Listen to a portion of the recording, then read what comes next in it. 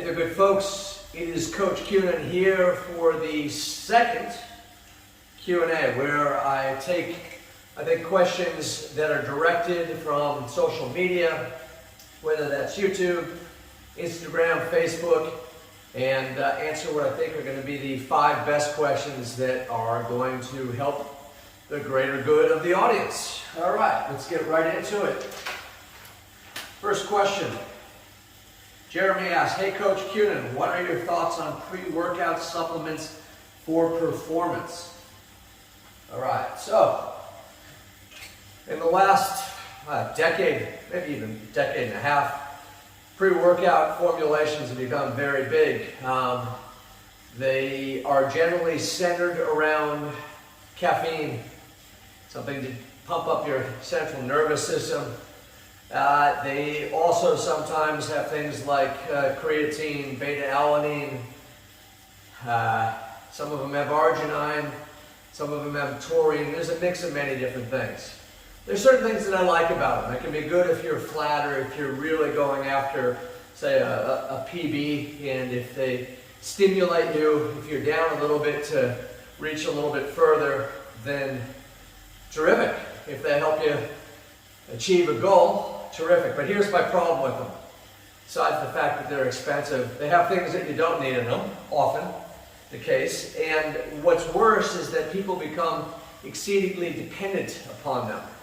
They get to the point that if they don't have this stimulant, they're not going to have a good workout. Whether that is in their mind or their body, they become very, very dependent upon them. And if we're looking at really economical way to boost performance with quote-unquote supplements, I think the supplements that have the greatest good and the most research are as follows. 1, caffeine.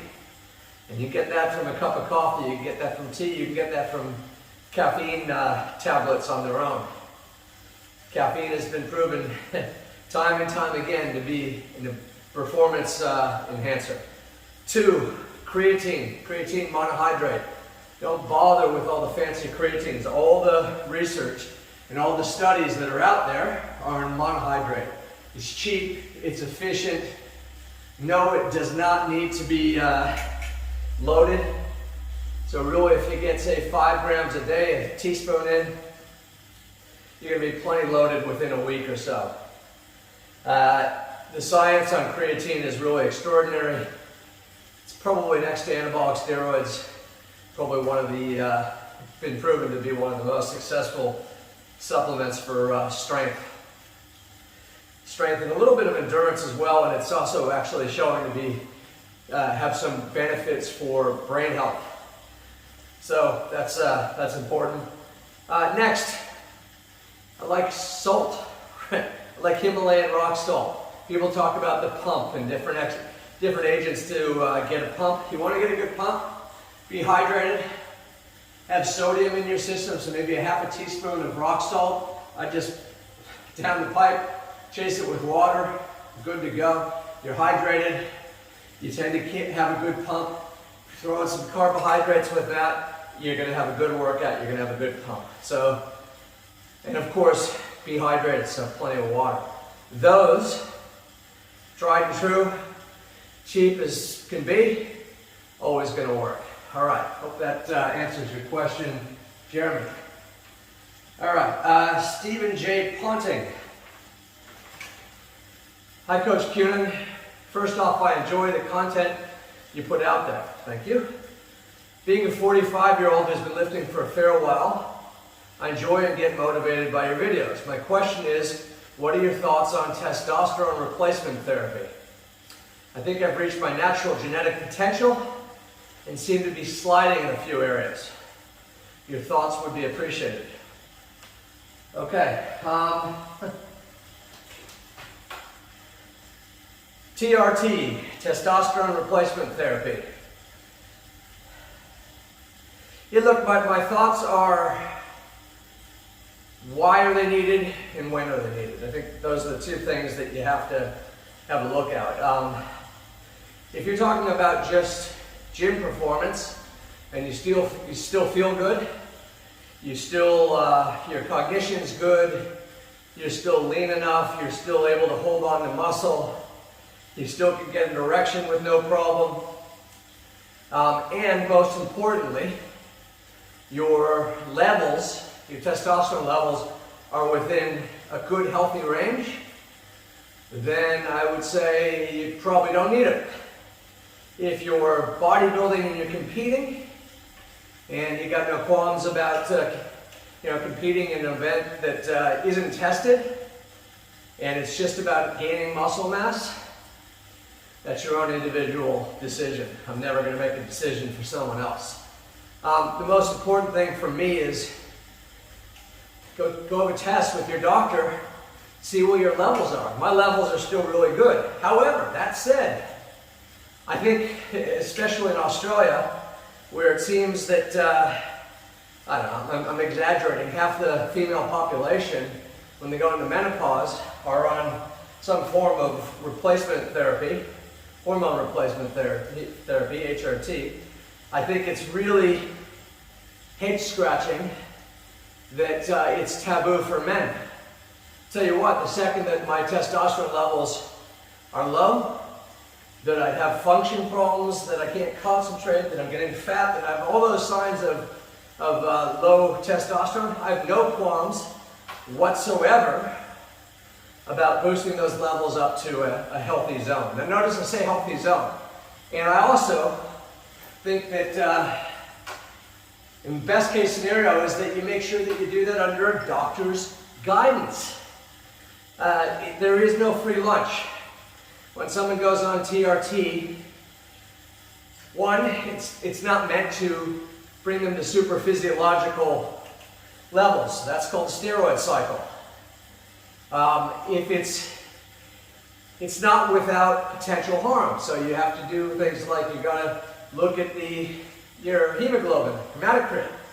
Those are really important. Is there an effect on your blood pressure? What is your estrogen levels doing? So there's a cause and effect. I know there are many people out there that it works wonders for. I know some people that, like the last question, will think that testosterone is like a crutch, and then all of a sudden that they don't have to train hard or eat smart or do a lot of things that are going to optimize their performance in life. It's not a magic cure like that. All those other things need to be in place first. A lot of people that are overweight, for example, they got no business hopping on testosterone until they've actually addressed some health and lifestyle issues. So if you do it under doctor's care, be monitored. That also avoids you buying crap on the black market where you don't know where it's produced. Maybe it's healthy, well, I shouldn't say healthy. Maybe it's sterile, maybe it is dosed accordingly, but maybe it isn't. And when you're injecting something into your body, you'd want to know that you're doing no significant harm. One day I'll put together a whole video on that because I think it's a great question, Stephen. All right, next. Simple question, Coach. I see more and more professional bodybuilders using machines instead of free weights. What gives? I always thought that barbells and dumbbells were better for gains. Ooh, gains. All right, a couple things. First off, you're talking about professional bodybuilders. And when you're watching videos of that, those kind of athletes, 9 out of 10 of them built their foundation not on the machines. Most of them built it on a lot of free weight exercises. A lot of them squatted, deadlift, bench pressed, shoulder pressed, etc. Whether it be dumbbells, barbells, etc. And you might see them using, machines now more frequently, although most of them, like myself, use both. But their foundation was built first and foremost. You didn't mention your age, you didn't mention how long you've been training, what your personal circumstances, so it's really hard for me to get into that. A lot of my clients are 40 years old, 50 years old, 60 years old, and getting them to do a barbell squat might not be as realistic. They may have some issues, whereas something like a leg press could be perfect for them. So it's, to me, every piece of machinery that's in a gym is essentially a tool in the toolkit. Use them, use the right tool for the right job. I'm not going to get into what's better, because it's also what do you feel best. I've often said that the exercises that you feel best and those muscles that you're working when you feel best, or you have that connection to, are the ones that are going to grow best. So I would rather someone do a hack squat or a leg press that they feel in their quads perfectly, as opposed to a barbell squat where their weak link might be their low back, or the ability for their knees to handle the load, whatever it may be, and not feel like they're crippled for 3-4 days afterwards. Being injured, you don't win any hardcore prizes for that. That's what my take-home message is. So find what works for you. All right, next up. This comes from Linda, LP278. She asks, "Hi Coach Kunin, help. My backside seems to be in decline. It was one of my best assets." I got what you did there. "And now it seems to be going south. What's the best way to stop the slide?" All right. Doesn't matter what your age is. People want their ass to look good. Women in particular, but boy, men need to actually take note as well, because you talk to a lot of women and they're not real impressed when they see some dude in his briefs, or out of his briefs, and he's got no ass. So, glute lifters. And no, plastic surgery isn't the answer, despite what you may read and what the stars do. Okay, first off, you need to find exercises that you connect with. So in this case, it's your glutes.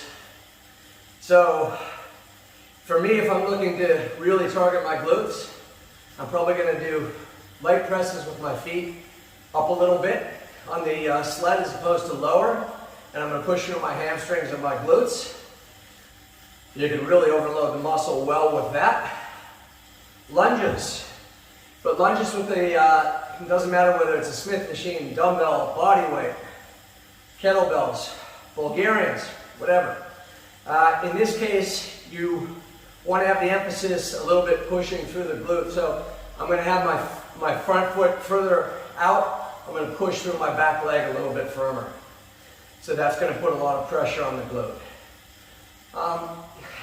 Things like sumo squats with wider stance. Things that take a little bit of the emphasis away from your quads and a little bit more of that posterior chain.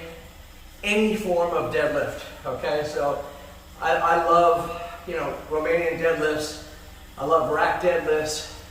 Movements that aren't as dependent upon my quad strength, and I will squeeze the bejesus out of my glutes at the top of those movements.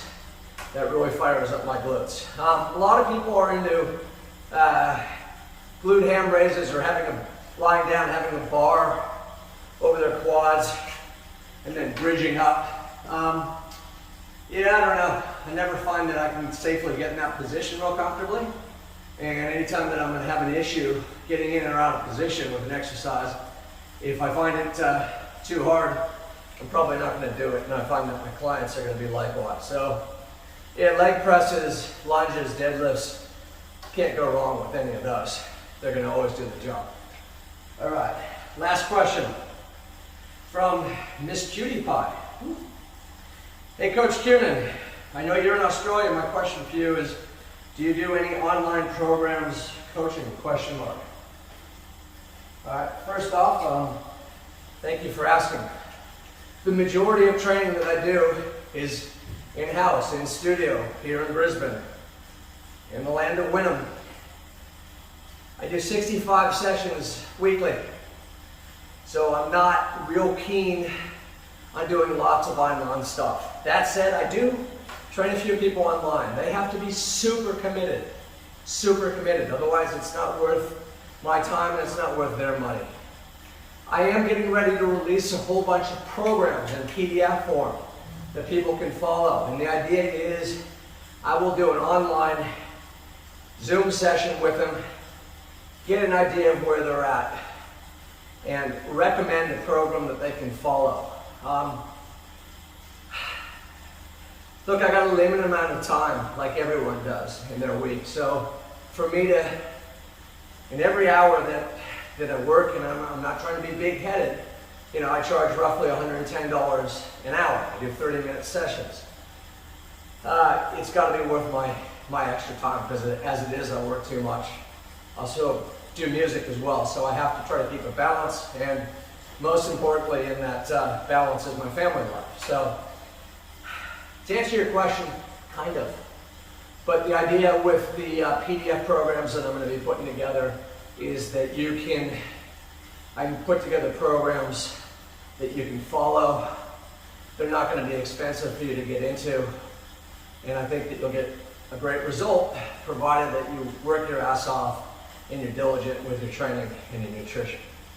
Okay, that's it. I'm out for this week, and I hope you have a hell of a week, that you train your guts out, but that you also recover, that you go from that intense sympathetic state to a nice parasympathetic, chilled out state where your body and your mind can recover so you can hit it hard next week.